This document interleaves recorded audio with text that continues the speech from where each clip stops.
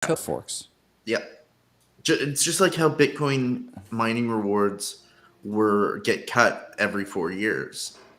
It's all pre-programmed. So it's all pre-programmed. It's all pre-programmed to release and unlock at certain times. So the BRC20 token has been a part of this since the origin of Satoshi. It was originally coded within the bit. Stop. Yeah, within I've the never Bitcoin heard network. that. I've never heard that. It No, is and by saying that, I'm not saying it's not true. I've just never heard that, and that's new to well. me. So the code for it has existed within the realm of Bitcoin, but it was only unlocked via the same unlock that brought us ordinals, and people are What? terming it BRC20 Bitcoin. That's what I was 20. gonna say because it wasn't called BRC20 in the original. That comes No, from no, BRC20. it's not called. Right? It wasn't called BRC20. It was just like ordinals were not called ordinals. It was just What? someone found this in the code for Bitcoin after the latest hard fork, and we're like, What's the latest hard fork? let me. Like a hard fork is like Bitcoin Cash. Yeah, because a hard fork only happens intentionally. I don't think it happens just like, like the way the cosmos were formed. But it can't. What I'm saying is it happened intentionally. Like it was pre-programmed within the network for this to go through. I would believe, I would definitely believe that like there are like ordinals for some reason, not ordinals themselves, but the code that could support the ability to inscribe Bitcoin was on I guess in the original code, and after so long, they maybe have features that roll out. But what I don't understand is when someone says, well, this is how I'm going to use that feature. I'm going to create an ordinal. And I want an actual technician to tell me, because I understand code, I want them to tell me, is Bitcoin immutable or not? And even hard forks like BSV, Satoshi Vision, or Bitcoin Cash, how can you, if something is not editable, how can it force a hard fork? And by hard fork, meaning two new ledgers that exist where one existed originally. And that usually happens when there's a disagreement about how the processing or the processes get reconciled. And so like who can suggest two alternate ways when the code is immutable? That's what doesn't make sense to me. But I guess it's this. Blockchains, blocks get written. And those blocks have to be writable with transactions. And so if I buy your car with Bitcoin, that gets recorded in the ledger. So it has to be the data within the block has to be writable. And if the data within the block is writable, then I guess this is probably what it is, how the next block, because this block has a transaction, has basically a key that's getting written into the next block. And I guess how they decide if that key gets written, like, okay, now this block is complete and now the encryption key is being added to the next block. In that moment, they can probably attach transaction data like an ordinal or like an inscription that just says, here's an ordinal and it's captured forever. And then Bitcoin Cash comes along because they say the next block doesn't get written unless it like shrinks the block size. And by block size, it means the command for the next block is embedded in the commands from this block. That makes sense. Thanks for letting me talk that through. Welcome to Not Crypto Bros. Yeah, I didn't follow that after a point because I don't think that, and I just need to look at it. And actually, I have a book. I'm gonna grab a book. Hold on, 10 seconds. Grab a book. And while we're getting started, we're queuing up what's going on this afternoon. We originally said Wall Street bets getting rugged. The CBDC So is I got this. Oh, welcome back. Oh, I'm sorry. I got this book, but I'll eventually get this to you guys too. It's called Mastering Bitcoin. Yeah. And it's by Andreas Antonopoulos, and it's literally a coding book on just like how Bitcoin works. Oh, well, there you go. And so it will have everything, all of our answers in there. But I need to dive into this more because I just do need to understand as someone who loves Bitcoin and has Bitcoin, I need to understand what the BRC20 is. And, so. Yeah, definitely. Well, let's get something out of the way. I put in our header for today, the SEC must answer Coinbase based on a judge's ruling, but like in crypto years, this was like 6 months ago, because since then it's changed. So what's the new ruling right now, or what's going on with the SEC? Aussie, this is you, buddy. All right. So right now they still have 10 days to answer them. Another 10 days, or the remainder? They've got the remainder of the 10 days. We're still not sure if it's business days or if it's, crypto days Or or lunar if it's cycles. regular days. Human days, dog days. Yeah. The age of Aquarius. So that's not clear whether it's what kind of day it is. But the thing that has come out is that the SEC's rolled back that they don't have a definition for what a digital asset is. Yeah. So they originally kind of said, we've got a definition for a digital asset. We've defined digital assets. But they've now just this morning come out and said, no, it's still undefined. But how does this affect the case? They sent a Wells notice, and a Wells notice has to get answered unless the judge pushes back, like he did, and said, no, you need to actually define these terms first. So is the Wells notice annihilated, or like made null and void? No, honestly, these two things are only semi-related. Interesting. Because essentially by saying they don't have a definition for digital assets, it's like, well, we don't have a definition for digital assets, so therefore we can't answer you. But the Wells notice is not even related to the current petition that's going on. They're only related conjunctually. So they're not directly related. The court case that's going on right now is about a petition, is literally petition for them to answer a query or a letter essentially they sent a year ago asking for clarity, regulatory clarity. That's all that the Coinbase versus SEC case that is going on right now with the 10-day kind of time limit is. But in essence, a Wells notice is unenforceable because, of course, Brian Naughton has gold. He says, well, for inscriptions for later digesting, here's how ordinals on Bitcoin without SegWit and Taproot. Okay, and we don't know what all of those words mean, like SegWit and Taproot, but we could probably pretend that we know, like, so I'm sure we'll read this later, Ryan. So the Wells notice, though, is basically an announcement that if you don't make changes, we're going to prosecute or pursue charges of some kind. But what we're saying by them, even if this is a different petition, the SEC is basically toothless in that it's like, well, we can't necessarily come after you because we haven't defined these terms yet.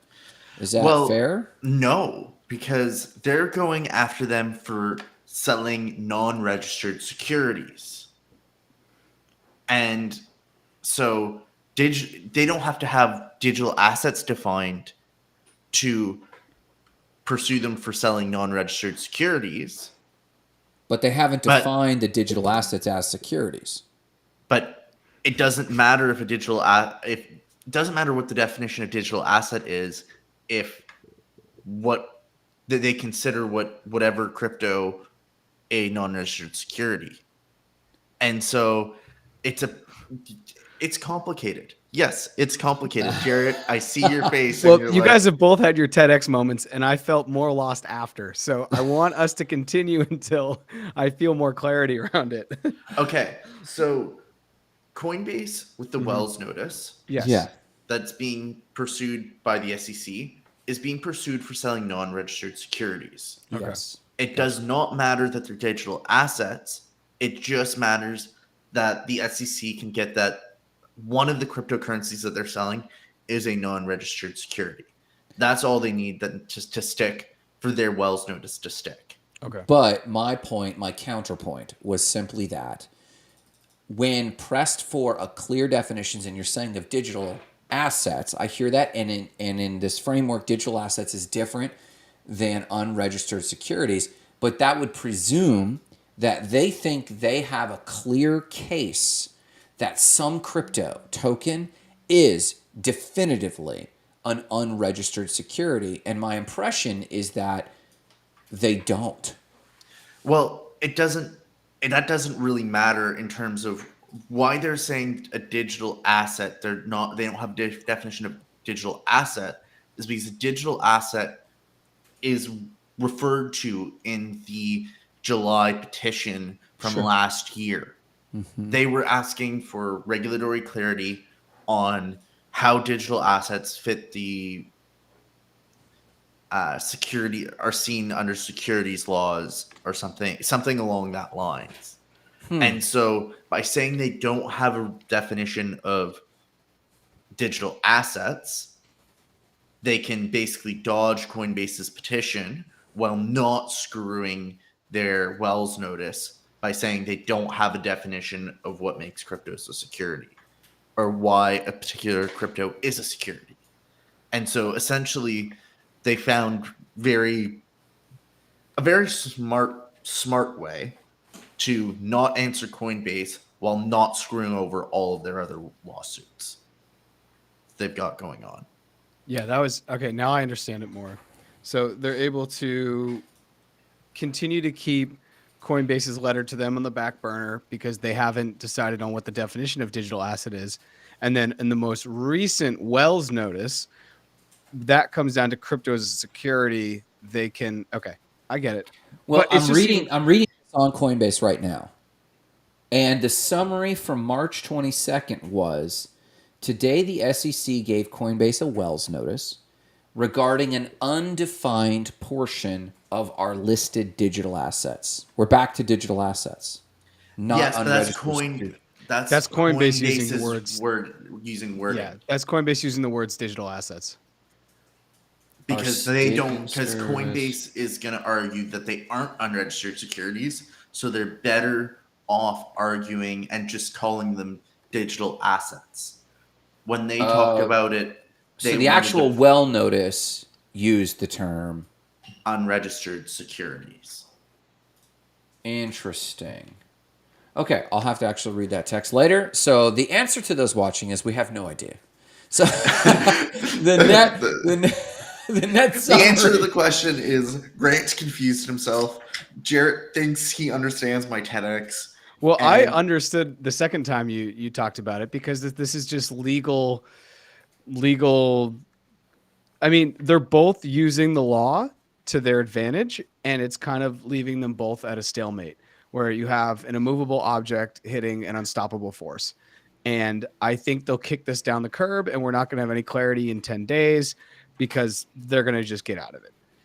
Good on both of them, honestly, because that's kind of what happened with the XRP, with Ripple and the SEC. It went on and on and on, and it was getting in the dirt, obviously. And Grant is like one of the people I think who's most turned me on to understanding that we have to have common definitions or we just can't even talk about things. Yeah. So they're both flexing that, Coinbase is like, tell us about our digital assets that are securities. And the SEC is saying, well, we haven't defined digital assets. Therefore, we can't tell you. But by the way, you're selling unregistered securities. So that's what I'm getting at. There's double speak going on. Oh, it's all double speak. I mean, it's totally 100% double speak. It's 100% double speak. And, to go back to Brian's article, I knew that Taproot was an upgrade. I wasn't sure that SegWit was an upgrade, but I looked it up. SegWit is an upgrade to the Bitcoin to the Bitcoin network. So I'm really interested to dive into that because, it says ordinals on Bitcoin without SegWit and Taproot, meaning like it could have happened before. Like Aussie was saying, like it was always there and maybe it wasn't as obvious. So I need to figure that out. Brian says, put simply, the SEC, or rather Gary Gensler, is gaslighting everyone as always. Yeah. And then Ken Cato says, yeah, beyond common definitions. I mean, it's pretty immutable definitions need to be created. Yes. Yes. Yeah, like gravity. Immutable definitions, 100%.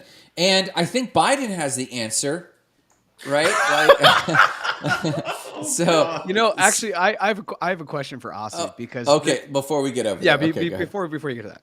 Okay. So Aussie is somehow more gringo than most gringos because he knows things that like 98% of gringos don't know, which is Yeah. like this that we're talking about. And my question for Aussie is Biden and Trump get to, and I'm going to talk about politics, and we're trying to avoid politics because, but Biden and Trump get to the end, and they're in the general election. Who are you voting for, or who, Oh, or as who? a Canadian. Well, if you all of a sudden were, part of this lovely little house party we call the United States, who would you vote for, and who do you think is going to be better for crypto long term? Oh, jeez. Oh God, as a Canadian, you are hurting my soul. You didn't I'm not even give Canadian. me two good options. But these are the most likely options, Oh, These I are dude. know. very likely options. Talk about doom If we're scrolling. talking about best for crypto long term, Trump. If we're talking about, because he won't legislate, he won't crack I agree down with on that. crypto. I agree with that. I agree with that. If mean- we're talking about Everything else, everything else, yeah, Trump's not as a Canadian, Trump's not my guy. It never was. As a country boy, no. No, God, no. Even then, Biden was still better. I mean, Biden's more country than Trump is, but people forget that just because Trump was out in the country, trying to get votes. Trump was born in New York and has always been around cities. That dude would not yeah. last 5 minutes out in the country.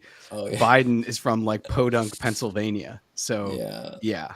yeah, man. yeah. So if I were really to have an election in the U.S., RFK Jr. versus Ron DeSantis. And then you've got the crypto. You've got as crypto crypto wars. voters. Yeah. You can't lose. You can't Well, lose. I think you can. Well, I guess you can't lose. Yeah, I mean, RFK is very Bitcoin. He like just trashes the banks all day. And DeSantis is already putting up the legislation in Florida, so Grant can never have a CBDC. So Yeah, no CBDCs for Grant. Well, even RFK Jr. is not. How am I going to is find my anti cult? I don't know. is like very anti CBDC. So Yeah. you've essentially got two very anti CBDC candidates. I love reading their tweets because I mean most of the time they're spot on. I don't even read their tweets. you follow DeSantis? I don't follow DeSantis, but my co-host on Decentralized News does, and he'll send me tweets, and I'm just like, I read some of them, and I'm like, Oh my god. if I were just voting based off of my views on Bitcoin and cryptocurrency, But you Maybe wouldn't Trump. because you're a human and a Yeah. citizen of the world. A week in both attest we've met Aussie. He's not a cyborg. There's not an AI like figment not of an my AI. imagination. He's a real human. Yeah, man. That's Yeah. too fun. So I wanted to ask. So now that I put Aussie in the hot seat, I'll put Grant in the hot seat. Grant, I would ask you the same question, but I feel like it's probably along the same lines. If you're going to be a human, it's one way. If you're going to be a Bitcoin maxi, it's another way. If you had $1,000 right now, would you put it in Pepe Coin or would you buy Bed Bath & Beyond stock? Oh, Pepe Coin. Duh. I mean, no question. Bed Bath & He was waiting when I said Pepe Coin. He's like, "What's the other option, Mike?" Yeah, because Bed Bath & CEO. Beyond is like toast, right? Like unless Wall Street Bets Reddit board gets on that train, like it's done. And Pepe Coin might be headed down, but it notoriously has these bumps, and I could catch a dip. Yeah, hands down, Pepe Coin, of course. Do you guys think Pepe Coin's gonna I'm thinking about the next bull run and there's gonna be some coin and Pepe Coin's already broken 1 billion, so it's not like something we can't foresee coming like to the forefront. But you still have Shiba Inu's up there, Doge is still in the top 10. Is there a way it cracks Doge's market cap? I've heard several arguments that it is mimicking SHIB behavior in terms of Pepe Coin. A lot of people are saying Pepe kind of SHIB pumped like Pepe did, came down like Pepe's doing, found support at like around the 3 month mark, traded sideways for 4 months, and as the bull market kicked off, SHIB slash Pepe could take off and go higher at highs than it did in what it just did in this last little run. Yeah. And to me, I mean, that's a sensical argument for Pepe. I don't know if it makes sense for like Wojak or Gensler or any of the other ones, but for Pepe, I could see that being a reasonable scenario, even as someone who does not want that to be a reasonable scenario. So I bought in Gensler and I'm down 75%. So that's what happens. Gensler's going to zero. Gensler's going to go to -0. Yeah. -50. And didn't you pay like $100 in gas fees? Because I paid a lot. I paid a lot. We got to pay. But I don't care. I don't money in crypto anymore. I just don't. I have zero emotion to it. I was actually talking to my therapist. She's like, because she was like, I was talking to her about how I have like no FOMO, and I feel like that's like not human. But like, you bought Gensler at like but at I'm the not, end of the meme coin season. Yeah, but Gensler for me is something to joke about in 10 years and get street cred from. It's That's like a what I gag bought. gift. Yeah. Yeah, exactly. That's what I bought. I'll buy I'll it send you when it's Gensler. zero. You know what's up? I'll buy it when it's zero, and You're just spending 1 cent for $1 billion and then $30 in the gas fee. Yeah, literally, and gas fees are back at $5. That's what I'll do. That's when I'll buy Gensler, just because I already joked about the fact that I'm probably not going to be allowed in the U.S. because of all the comments I've made about Gensler. So I don't think you're in poor company by that. I think plenty of Americans shouldn't be allowed in America if it was based on how their comments about Gensler. So Pepe has flipped BSV. Has it really? Yeah, it's got a market cap of 766 million. BSV is 753 million at the moment.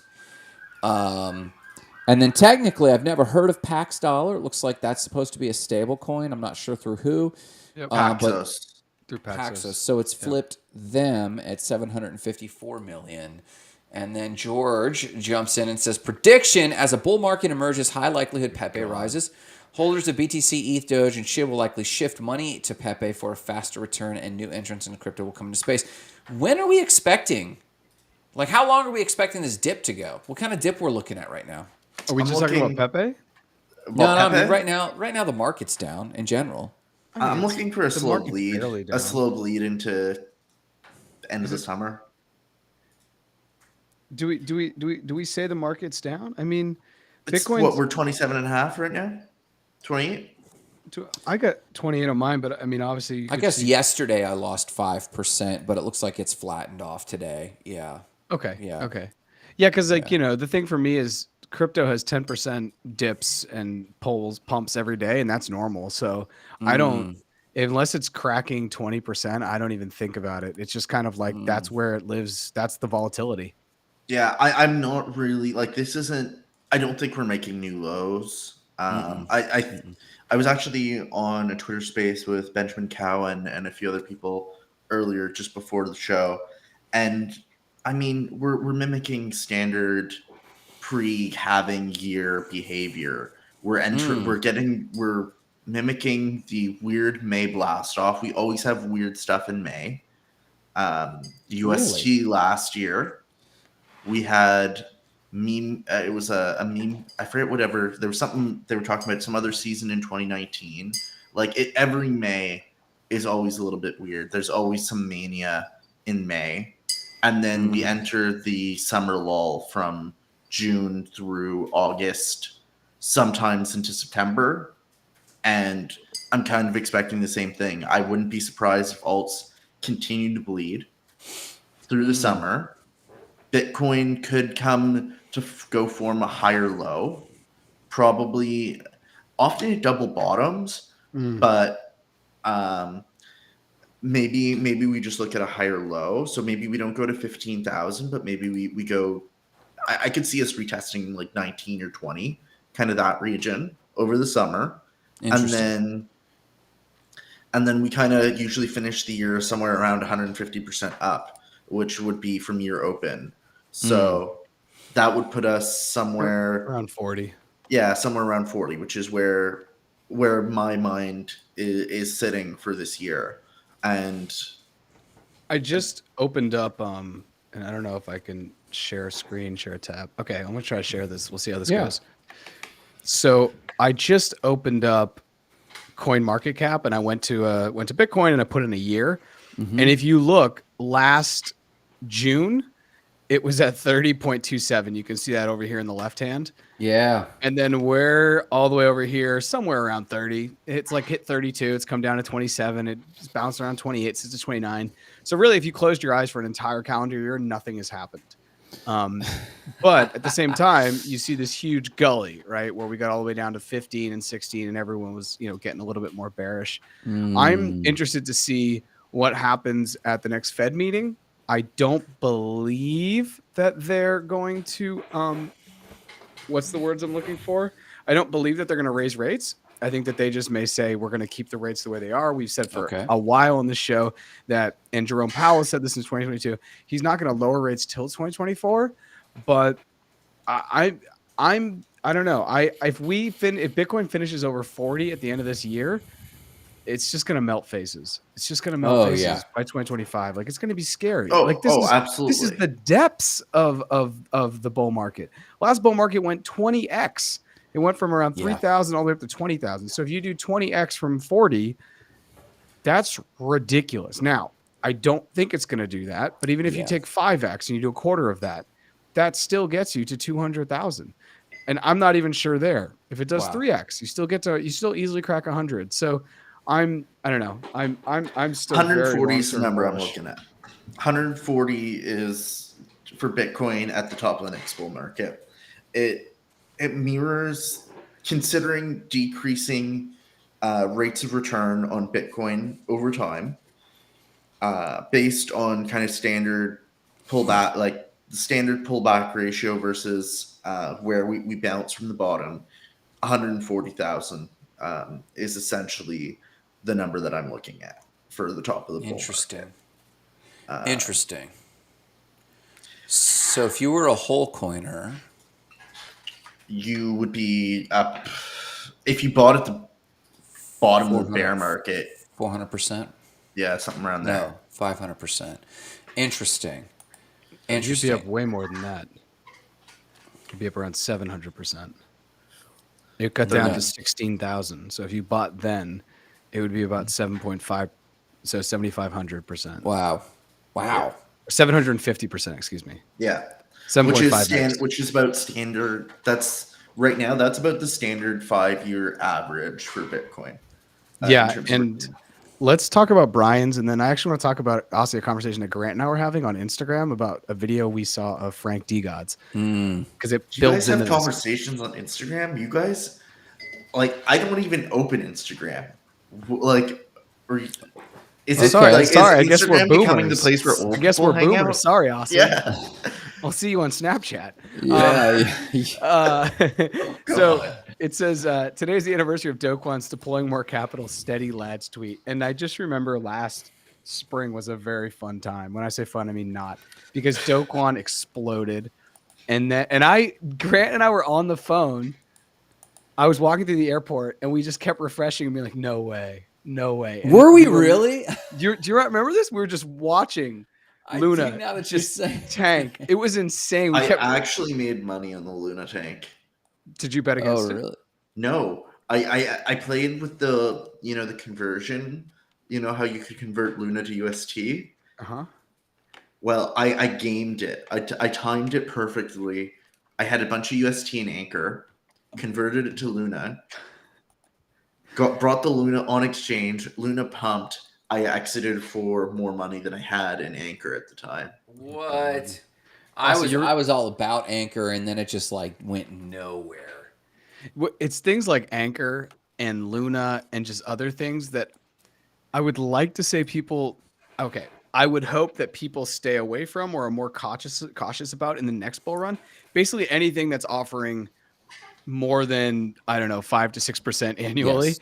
And Grant actually said this, and there's audio because the first episode 12 of More Than Blockchain, he came on in February of 2022, and he said all of these ridiculous things like Time Wonderland and they're telling you Lambos and 70,000% APY. He said they're all going to revert back to 4 to 5%. Yes. And he's not wrong. And so the story in my head, or what I would hope, is that next time in the next bull run, people are cautious. But unfortunately, human nature, people are going to chase these things. Yeah. And I'm excited to document these in real time when it's happening. Because we're going to be able to call it out. 2% a daily trading bot Ponzi schemes in DeFi. Literally, how much? 2% a day. And how do they work? So you put your money into these things, and then they just basically sending you liquid from other people, and they're just moving it around until that falls apart. Literally until the Ponzi falls apart. To the Ponzi's. So Aussie, I'm going to tell you about a conversation Grant and I were having on this other social media application that you don't want to use. And we were watching a video. I'd shared some videos, and Grant had shared some videos with me as well with Frank D. Gods, where he was on NFT Now talking about how to build a community. And I think that this is something that, for everyone listening, this is a huge conversation that we have off mic about how we want to build our community. What are the things we want to do? And we've, as you've known, we've kind of not made decisions as of yet, or like, exterior public facing decisions, but we're talking constantly amongst the three of us. And Frank D. Gods was on NFT Now, and he was talking about how he's building community and all these things. And the comment that I made was just kind of like a grain of salt comment. And this is something that NLC said today on Twitter too, which was like, everything I see on Twitter, I have to take a huge grain of salt, and I need to stop believing people, because I think sometimes we want to believe things that aren't true. And this is kind of like human nature. This is how like snake oil salesmen would go around and do that. This is how like Grant's tweet this morning. Like Grant's tweet this morning. Like Grant's tweet this morning. Exactly. So, but Frank D. Gods was pretty. I mean, Frank D. Gods is a very impressive person. But I was just saying to Grant, let's see how this plays out. I feel like the fable of the Chinese farmer, that it's like, this is amazing. And I'm just kind of like, maybe, because like, I don't know yet. I'll tell you in 3 months. So D Gods, B Chills, who's been on More Than Blockchain, we talk a lot. He's the NFT guru that I just, whenever he says buy things and I should have, because they go up like 1,000,000,000%. But he's in D Gods and he's in Utes, and he was saying that they all live together in a house. And they just create, and they have a bunch of coders and they have developers, and they're just all sitting in a house building the community. And I'm like, while he's talking, I'm like, where have I heard about something recently where a bunch of people were living in a house and it didn't go well? I feel like I've heard that. So anyways, how many drugs are involved? I have no idea how many drugs. I have no idea, if we're doing poly, if we're just having fun. But the point being, I'll pass it back to you guys about community. And Grant, maybe you can speak to some of the things that Frank D. Gods was saying, or just takeaways. And I guess the question I want to pose to you both is, how sus should we be of people right now that have the microphone in this space, based on what we know? And we've all on this call been burned by one or two things in the last 2 years in crypto. I think none. I think we should have a zero sus.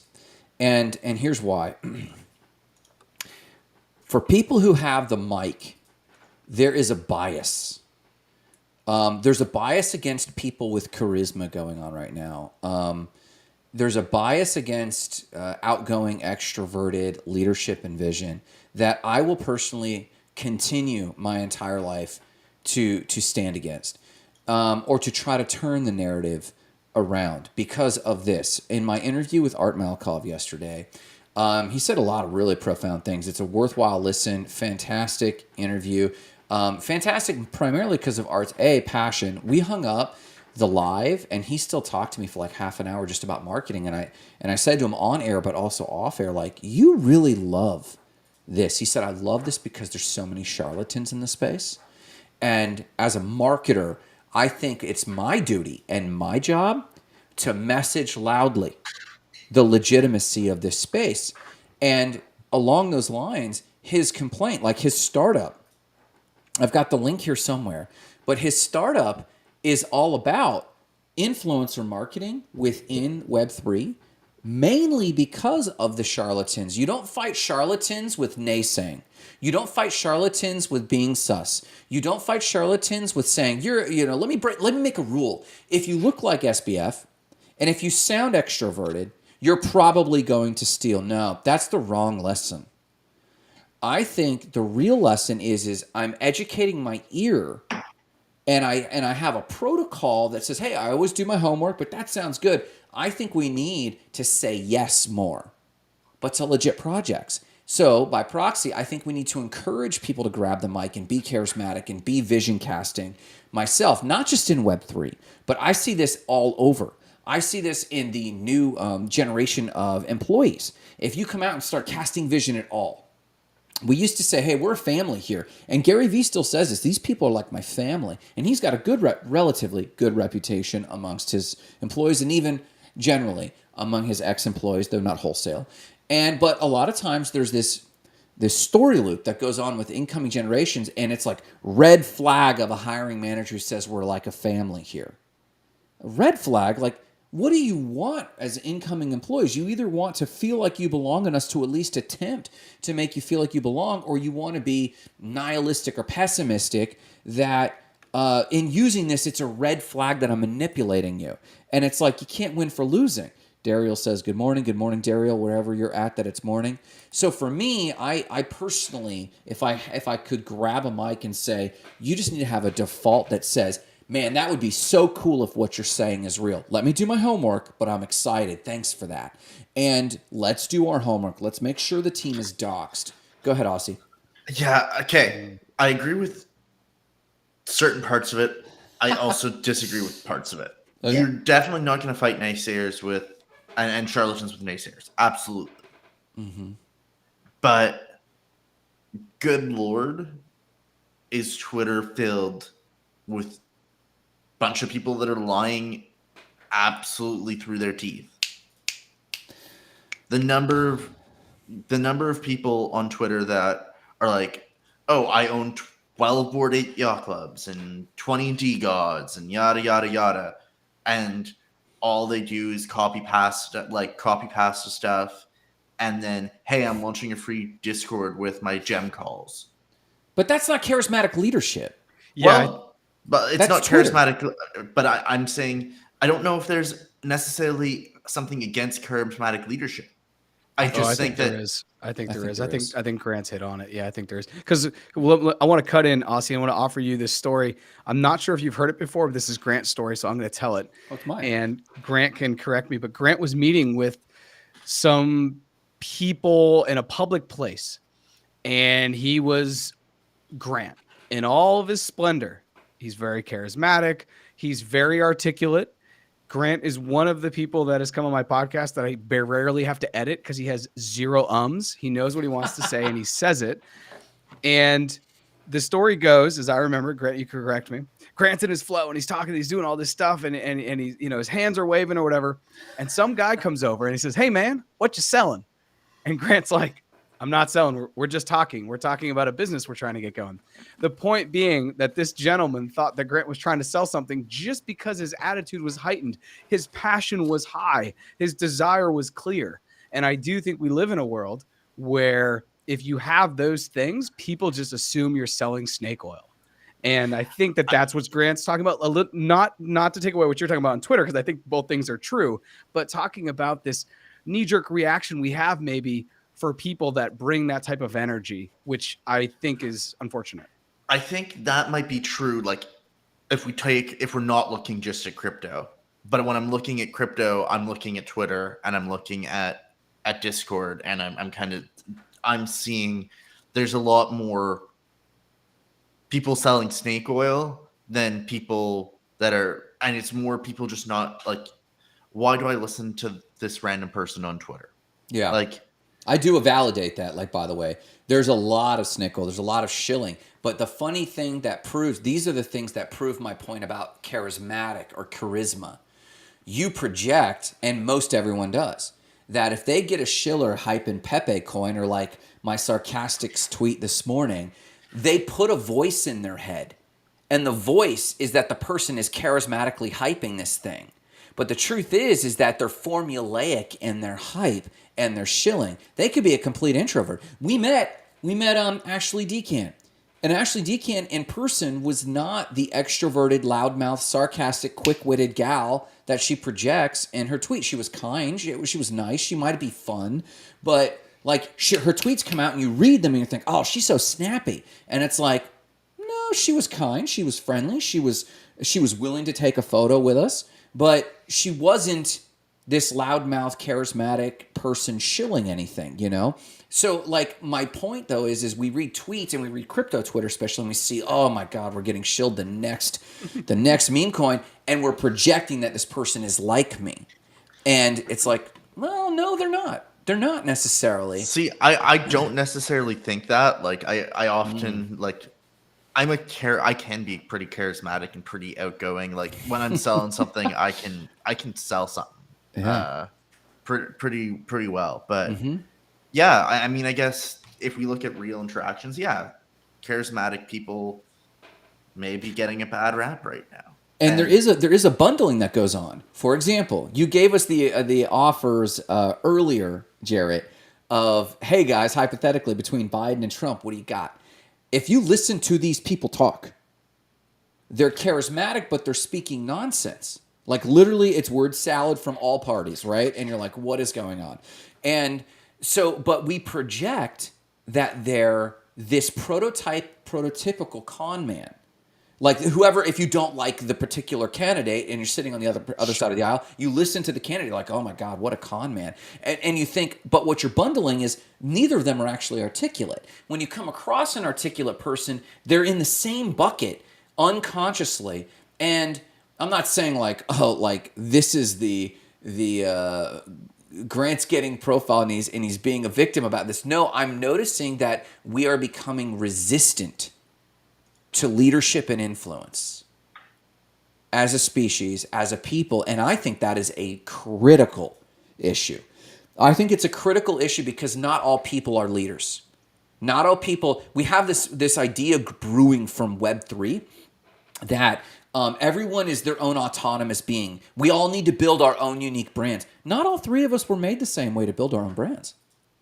Now, maybe in our case, we can, but I actually don't think that that's the best way because there's a small portion of people that have the gift. There are people who are truly born, I believe, just like in when you have ants and you have an ant colony, and some are born and they are just born and come out of the larva as a soldier ant or a queen or whatever. I think that in our species, influential leadership is another function like a drone in an ant colony. And if we become resistant to that, I believe we lose this societal momentum, like JFK saying, we'll go to the moon, or Elon saying, we're going to Mars. But like we followed Steve Jobs, but it was like the last wave of truly charismatic people that we're okay without throwing stones. And I think that that's quite dangerous because now we have a bunch of listless people that think that they're self-directed, but they aren't critical thinkers. They're not listening to the word salad that these candidates have done. They're just like, oh, and they're zombies getting sucked into just the intonation and the inflection, but they're not actually critical thinkers. And if you now mix a populace that is not critical thinkers with complete lack and void of true, well-articulate leadership, you get the SBFs of the world. That's why SBFs can reign. Interesting take. But let's get back to those tweets. Wait, Aussie. Before we get back to those tweets, I love what Grant has just said, and I guess I wonder when you talk about, you know, it's not since Steve Jobs we have we had someone societally that has kind of pushed a narrative that we've all kind of clung on to and seen them as inspirational as opposed to being ostentatious. Are you not talking about any political leaders when you say that? Because no, I think what I said, the last wave, and the last crash of that wave, in my estimate, was Obama. I was going to say Obama. Okay. Obama was beautifully articulate, and I do think he was a good leader, regardless of politics, right? Like, I did not vote for Obama, I would say that. But I was endeared to Obama by the time he finished his terms because he was an articulate leader with a clear vision. And there's very few. Even Elon has gotten lazy in his vision casting. He's now just mired in like what he's doing. But like if you go back, Elon, like 7, 8 years ago, there was a strong vision casting. But I would say that the end of that wave was roughly Obama, and then like the doors have closed in terms of an articulate vision casting leader. Now we just have the because we've been thrown so many stones. It's kind of easier for the charlatans to step in because they don't have to say anything. They just have to drone on long enough with word salad, and people are like, this guy sounds confident. And then like they'll follow, but they have no idea what the person actually said verbiage wise. So, Have you guys seen the Netflix documentary on Fire yes. Festival? Because what you just basically said was the TLDR for that. Yeah. And in our world of social media and, you know, quick, I don't even know what it is. Our lack of ability to focus. Billy McFarland's of the world can seep in. And anytime anyone can raise money, now they're seen like, due to capitalism, there's this line between being able to gain money, have money, or make money, and intelligence. And it's a strict line, which is why people will be like, oh, so-and-so is so smart. And you're like, oh, why? And they're like, well, they built this company, or they're running this company, or it's basically tied to how much they're making. And when Billy McFarland's able to do that, we think he's brilliant. When SBF is able to do that, we think he's brilliant. When Elizabeth Holmes is able to raise like $6 billion for Theranos, we think she's brilliant. And I think this is one of the conversations I think I had with George when George and I met. George Tortorella and I, we sat at Connolly's on that Tuesday when I just got to New York. We talked for like 3 hours, and this is one of the biggest things George says. And George is a little bit older than us, not by much, but a little bit older, even though he has a very young soul because he sits on Pepe Twitter all day.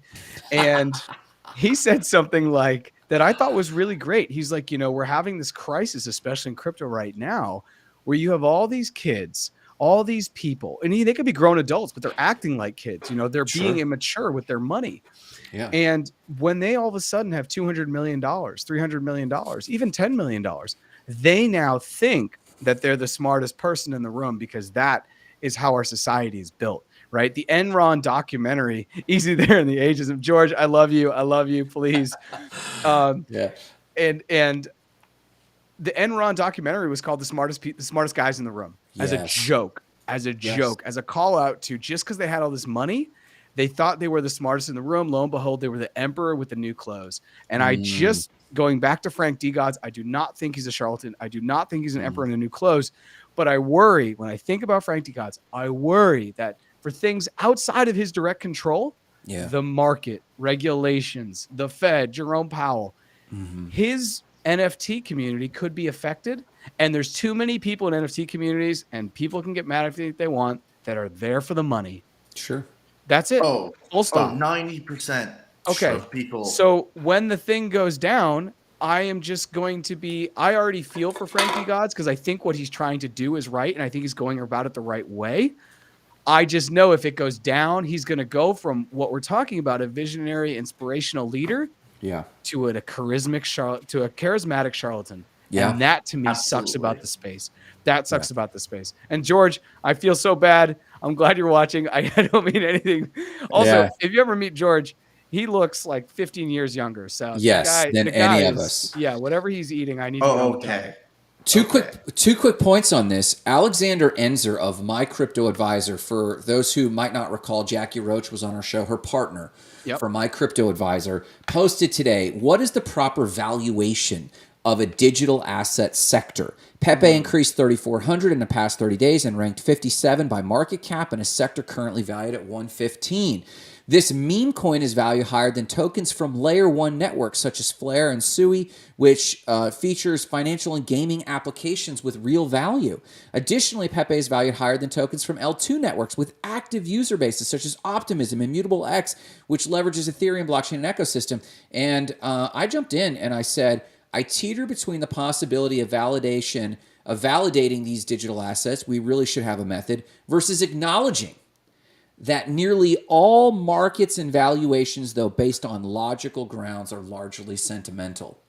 And these are like multi-syllable words to simply say this.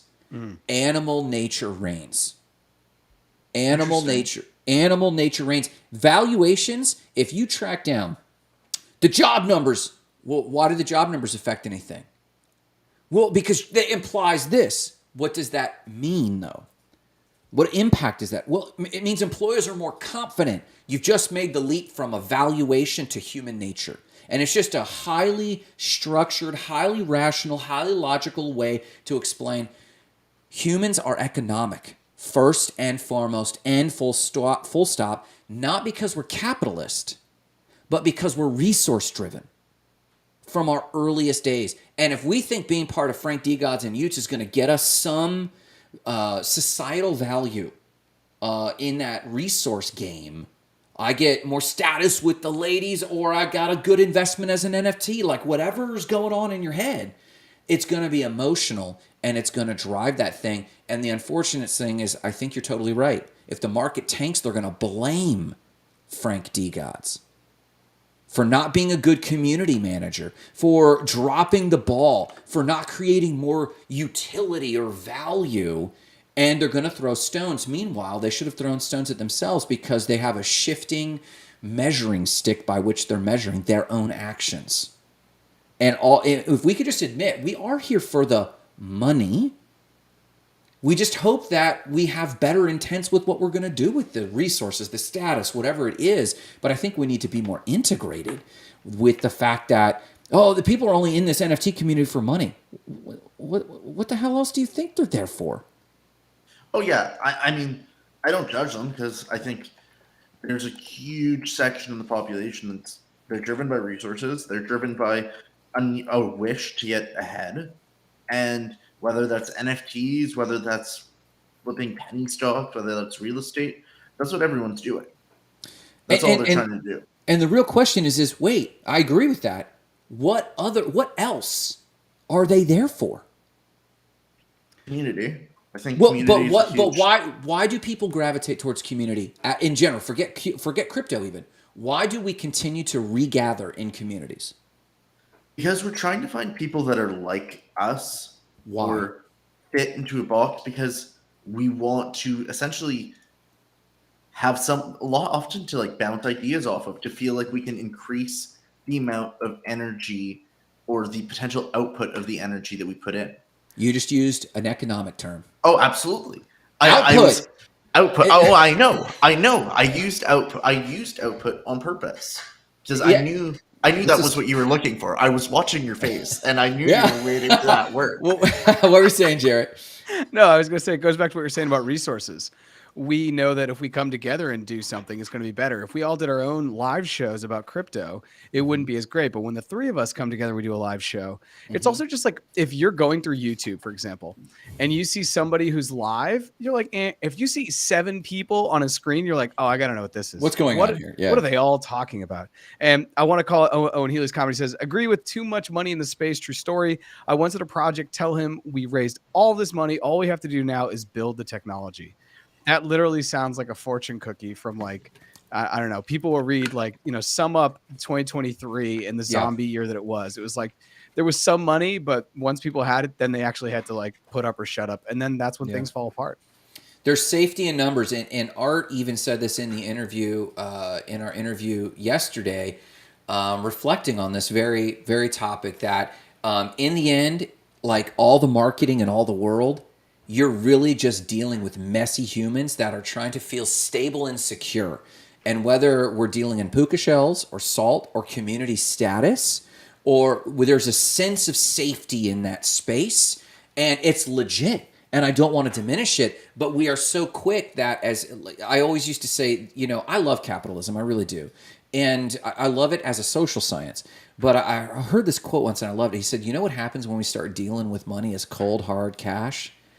We start dealing with people as cold and hard. But when we realize that when we exchange dollars or sats or Ripple, we're exchanging not value, but values in just the most liquid way that we can in the moment, we will treat our monetary transactions as human interactions. and instead of going the other way. And I like that. To me, business is spiritual. To me, go ahead. Yeah, Grant, I love that you said that because I think that that's where the world is right now. I think that that's where we're coming to. The younger generations are, if they're looking at a sneaker and it's between 30% recycled material and 0% recycled material, Yeah. and they like both of them equally, well, Yeah. they're going to go with the 30% because they just get so much more added utility that's going to be a part of their, like, you know, they're voting with their wallet. And Yeah. I just think we have so many opportunities now to vote with your wallet that it's exciting. And now I'm queuing up. I don't know if you guys noticed, I'm queuing up the tweet because some of us want to vote with our wallet by taking it and turning it into code called crypto. Grant is going to bring it up. This is a ridiculous tweet by your boy, Bo Jiden, Mr. Jose. Let's see it. Okay, hang on. Let me pull this up. Bo Jiden. And I will preface this that Aussie caught this immediately and showed me, and I did not catch it. He had to point it out to me from Joe Biden. I'll read his tweet. We don't have to guess what MAGA House Republicans value. They're telling us. And here it says, we think Congress should cut, tax loopholes and $18 billion. And I'm reading this like this. And it says, versus MAGA Republicans think Congress should cut, food safety inspections. And Aussie goes, Grant, read it. And I was like, what? I skipped over it and I went back and it says tax loopholes that help wealthy crypto investors. He might as well just say, what we want to do is make Puerto Rico a 51st state so we can tax all the crypto billionaires down there. That's like what he should say. So, Aussie, what was some of our logic on the ridiculousness of what the average person who's not a thinker, the zombie people, what are they not seeing when they see this number? Like, what should they be seeing? $18 billion in tax loopholes. Tax loopholes would mean over $18 billion in profits. So profits. that is how big is the crypto market? $1.1 trillion right now.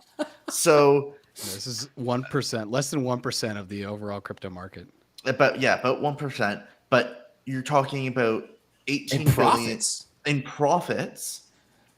Which means is being avoided through a specific loophole. So some whale would have had to have traded or whales, enough billionaires in crypto would have to have traded enough so that their profits coming in at 18 billion and they're getting around this somehow. Now, Jarrett, their profits would have to come in somewhere around. Their profits would be around 80. That's what I'm getting. That's what I'm getting at. Yeah. Okay. Yeah, that's what I'm getting 36 and 80 billion. So that this tax cut, and we looked up the wallets. I had just closed it, Aussie, I'm sorry, where we were looking up the biggest wallets in crypto, and the biggest wallet, because it's blockchain, we can verify shit. It was so that we know when people are lying to us. Biggest. That's a way better name for the show. We can verify shit.